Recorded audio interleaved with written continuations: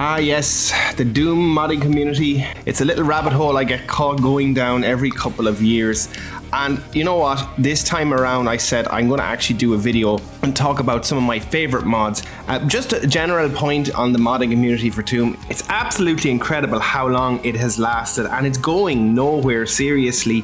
It's as strong as ever. Just check out ModDB. There's mods coming out weekly for Doom and Doom 2, and now the fact is Bethesda is curating them within their own port of the game. I find that really cool as well.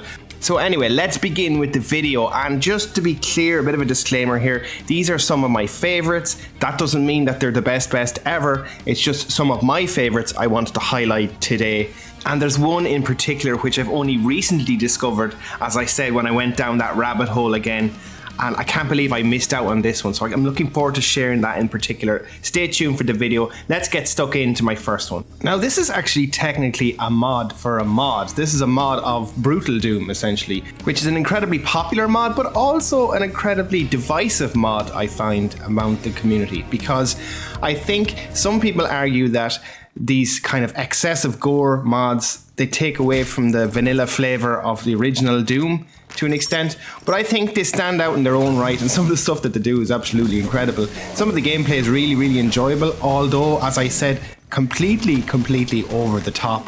And some people also argued that the original Brutal Doom actually had somewhat of an influence on the re-release of Doom itself, as in Doom 2016. So some people argue that it inspired that game somewhat. id Software have necessarily never come out and actually said that. But anyway, back to the mod itself. This is a variation, as I said, of Brutal Doom called Project Brutality. And again, I suppose these can be consumed in small doses, let's just say, because excessive violence is an understatement here. I tell you what they are, they're a great stress reliever. And good God, look at this super shotgun. Fatality.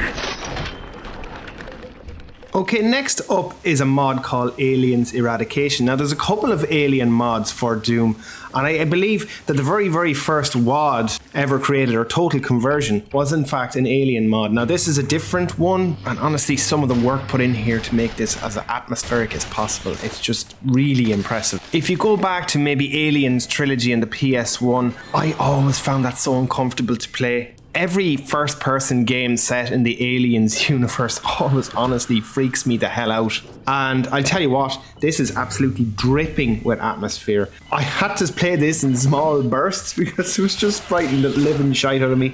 Especially the face huggers. I absolutely hate the face huggers. Look, even if you can just see this section here, you're down a dark corridor, you're getting attacked by the aliens, the lighting is dim. It's really impressive what they've done with the GZ Doom source port here to make this, as I said, as atmospheric as possible. Very impressive, authentic.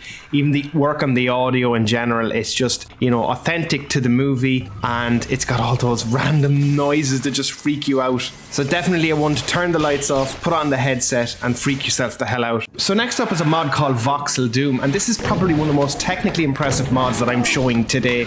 And the reason being is, it might look straightforward on first look, but when you inspect the models on the ground of the dead imps and get security guards, you quickly realize the level of work that's gone into this. So basically, in a nutshell, what it has done is kept that pixelated look, but changed all the 2D sprites to full 3D models. The painstaking level of detail and the thought process that has gone into this to design and realize what they would look like as 3D models. I honestly found myself just sitting there and admiring the models as I discovered them one by one. It's just so impressive to see it. And I believe also there's a VR mod for Doom itself, and somebody has incorporated the Voxel Doom into the VR mod. So you imagine now you can see these sprites in full 3D models and also see them in VR. I'd say it'd be some great experience. Now next up is a mod called Bloom, aka Blood for Doom. Now I absolutely love Blood, the build engine FPS released in the 90s, and this is kind of like a hybrid of both Doom and Blood, and that's what I really like about it. It doesn't directly copy, let's say, and port the Blood game into the Doom source port engines. It actually goes about the effort of actually combining the style and the look of the monsters from Blood and giving them a Doom flavor, and I really like that. about this mod. And the same goes for the actual campaign. So essentially it's a remix of Blood and its first levels, and then combine them in a kind of a hybrid style with the original Doom campaign as well. So very, very impressive technically and creatively, I believe. Now next up is a mod I've covered extensively in the past here on the channel. I leave a little link to the video above. But Blade of Agony is essentially a reimagining of Wolfenstein within Doom and using the power of the source port engines, aka GZ Doom in this case, or Z Doom back in the day. Again, yet another incredibly technically impressive mod for Doom and really authentic to the World War II era. It's even got like cutscenes. It's got its own pre-hub area where you can go around, take your missions, talk to people, upgrade and buy new weapons and armor. It's all really well done. Again, yet another mod that pushes this engine to the limit.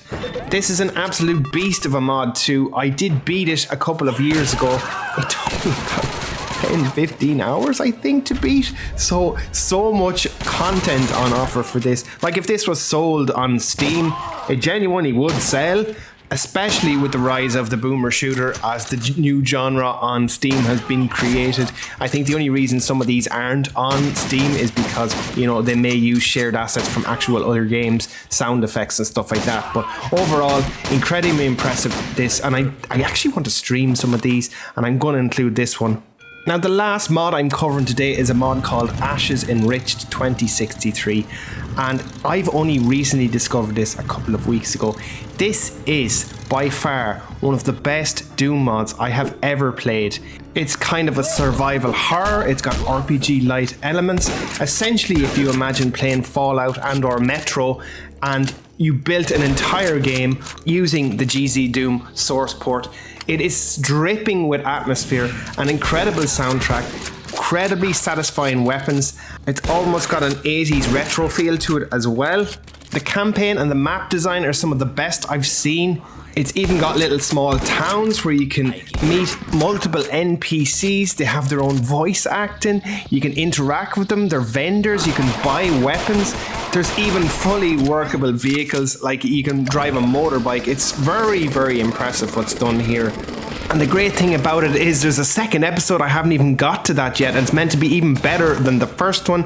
And this is completely free as well because it uses free Doom, so you don't even have to own a copy of Doom to play it. Just go to the website, download and play. I'm honestly considering donating to the creators. It's that impressive. Anyway, that's it for today's video. I hope everybody liked the showcase of some of my favorite Doom mods on the channel. If you'd like to see more of this, let me know down in the comment. Is there mods that I may have forgot or should have added to the list? Let me know, and I'd love to cover them in the future. Thanks for watching, guys, and I'll see you in the next video.